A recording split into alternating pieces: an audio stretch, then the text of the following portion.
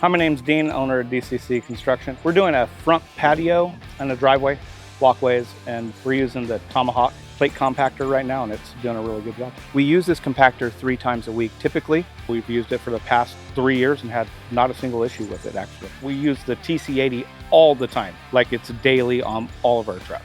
I think the biggest challenge we have is getting the correct moisture content in the base and making sure you have the right compactor for the job. It does a really good job of compacting compared to the other ones I've had that are just a little too light. The Honda motors that are on them are Honda reliable. You get 1 or 2 poles on it and it started and the guys are working. I haven't had a single problem with it. It's really maneuverable, especially with the wheel kit on it. That is a hands down no-brainer. You absolutely need it. The guys drop it off the truck, they don't hurt their backs. I mean, it's an indisposable unit on our job sites.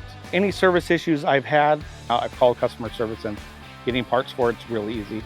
They're in the mail the next day, and it's great, and they stand behind their product. I've rented plate compactors before, and I'd rather have them on the trucks. When the guys are in the field and they are having problems or they need to regrade something, having the compactor on site improves our productivity.